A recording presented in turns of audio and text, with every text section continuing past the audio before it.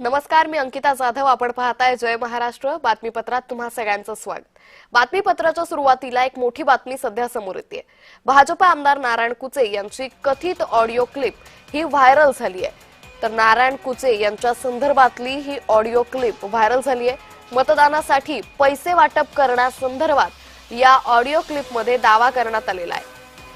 तर कार्यकर्ता आणि कुचेंमधील संभाषणाची ही कथित ऑडिओ क्लिप व्हायरल झाली आहे. मात्र आमदार नारायण कुचे यांनी या सगळ्या संदर्भातले आरोप हे फेटाळून लावले. तर नारायण कुचे यांची ही ऑडिओ क्लिप समोर आलेली आहे. जय महाराष्ट्र मात्र या ऑडिओ क्लिपची पुष्टी करत नाही. भाजप आमदार नारायण कुचेंची कथित ऑडिओ क्लिप ही व्हायरल झालेली आहे. मतदानासाठी पैसे वाटप करण्यासंदर्भात या ऑडिओ क्लिपमध्ये दावा करण्यात आलेला आहे. कार्यकर्ता आणि कुचेंमधील संभाषणाची कथित ऑडिओ क्लिप ही व्हायरल झालेली आहे.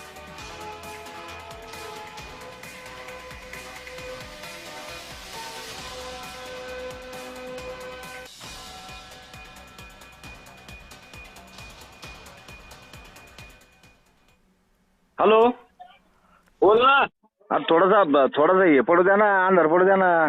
सगळे लोक घरात पुढे पैसे वाटत असते, गोर गरीब लोकांना नोटा चांगले दिसल्या पाहिजे.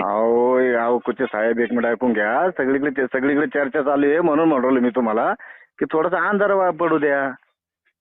अंधारात न खेळणे जमत, अंधारात जरा उजाडत होऊन जाऊन दी. अरे उजेडात नका करू. तुम्ही आडीतून आडीला पलीतून चालू आहे. नाही आडीलं नाही तुम्हाला कोण. हॅलो, हे तुमचं गैरसमज आहे. तुम्हाला आडीलं नाही कोण. डोर टू डोर आम्हाला आहे ना, तुम्ही 2 दिवस काही म्हणायचं नाही तुम्हाला. तुम्ही काय शाद्या आमच्या बॉडीतला शाद्याला तर मला माहित झालं बॉडीतला शाद्याला म्हणून जाऊन द्या. कोण. नाही शिव्या नाही दिल्या. मी त्याला बाजूला केलं पोरायला का त्याचा काही संबंध नाहीये. ते बॉडीगार्ड आहे, त्याला काही बोलू नका. त्याची ड्युटी आहे, ती ड्युटी करू आले. मी त्याला बाजूला केलं. आता मी एक पीआयची गाडी मागितली. 7-8 पोलीस बंदोबस्त मध्ये पैसे वाटत होता. बिंदास वाटा कुठे साहेब, मी तुम्हाला काय सांगतो, पण थोडासा अंधार पडू द्या. गरीब जनतेचं भलं होऊन द्या ना. तुम्ही तर भलंच का. ना आमदार साहेब, तुम्ही आतापर्यंत तुम्ही भलंच करीत आलेले आहे ना. हा चालन, ओके बाकी तुम्ही बाकी ते आम्ही नाही. बाकी तुम्ही पण जरा थोडा अंधार पडू द्या.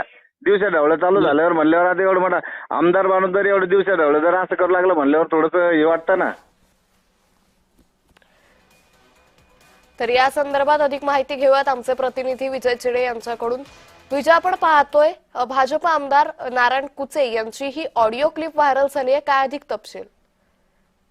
नक्कीच अंकिता, जर पाहिलं तर महानगरपालिकेची निवडणूक आताच पार पडलेली. त्या निवडणुकीमध्ये मतदानाला खरेदी करण्यासाठी पैशाची वाटप केली जात असल्याचा आरोप देखील वंचित बहुजन आघाडीने केला होता. त्यानंतर आता एक धक्कादायक ऑडिओ क्लिप जी आहे ती समोर आलेली. यामध्ये नारायण कुचे आणि एका कार्यकर्त्याचं संभाषण जे आहे ते समोर आलेलं आहे. भर दिवसा पैसे वाटप होत असल्याचं देखील त्या कार्यकर्ता म्हणत आहेत. तर कुचेकडून देखील याला प्रतिसाद दिलेला आहे. गरिबांचं भलं होऊ द्या असं देखील कुचे ऑडिओ क्लिप मध्ये म्हणत असल्याचे पाहायला मिळत आहे. मात्र त्या विभागामध्ये त्यांची बहीण जी आहे ती निवडणुकीच्या रिंगणामध्ये होती आणि तिच्यासाठीच मतदानाला पैसे वाटप केले जात असल्याचा आरोप देखील या ठिकाणी करण्यात येत होता. त्यानंतर आता नारायण कुचे यांची ऑडिओ क्लिप समोर आली असल्यामुळे आता संपूर्ण धक्कादायक प्रकार समोर आलेला आहे. मात्र नारायण कुचे यांच्या दूरध्वनीवर संपर्क साधला असता ही ऑडिओ क्लिप माझी नाही असं त्यांनी सांगितलेलं. माझी बदनामी करण्याचा प्रयत्न केला जात असल्याचं देखील त्यांनी सांगितलेलं आहे.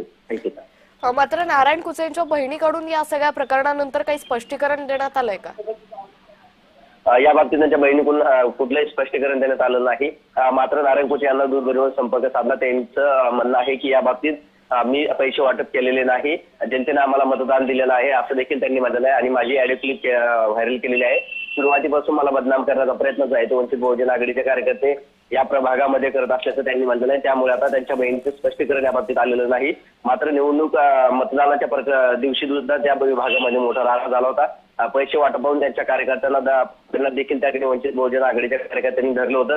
आणि त्यानंतर जर पाहिलं तर ज्या दिवशी मतमोजणी झाली त्या दिवशी सुद्धा नारायण कुचे यांच्यावरती आरोप करण्यात आले होते. त्यांनी पैसे दिल्यामुळे हे संपूर्ण निकाल बदलण्यात आला असा देखील आरोप जो आहे तो त्यांच्यावरती करण्यात आला होता. त्यानंतर आता ही संपूर्ण रेकॉर्डिंग जी आहे ती समोर आलेली आहे. आणि त्यामुळे आता नारायण कुचे यांच्यावरती पुन्हा एकदा आरोप केले जात आहे. त्यांच्यावरती कारवाईची मागणी जी आहे ती देखील आता या ठिकाणावर केली जात आहे. विजय, मात्र एकीकडे नारायण कुचेंवरती कारवाई केली जावी अशी मागणी होतीये. मात्र नारायण कुचेंनी हे सगळे आरोप फेटाळून लावले. आता नारायण कुचेंकडून या संदर्भात काही कायदेशीर कारवाई केली जाऊ शकते का. या बाबतीत नारायण कुचे यांनी कुठलंच स्पष्टीकरण दिलं नाही. मात्र ही रेकॉर्डिंग माझी नाही असं देखील त्यांनी म्हणलेलं आहे. त्यामुळे आता नारायण कुचे रेकॉर्डिंग व्हायरल करणारावरती काही कारवाई करणार का, त्याचबरोबर आता त्यांच्यावरती जे आरोप करत आहे त्या आरोपाबाबतीत ते नेमकी काय स्पष्टीकरण देतात ते देखील महत्वाचं असणार. आता माध्यमासमोर ते येतील का हे देखील पाहावं लागणार. निश्चित विजय, या संदर्भातले अपडेट घेत राहू. तुर्तास धन्यवाद आपण दिलेल्या सविस्तर माहितीसाठी.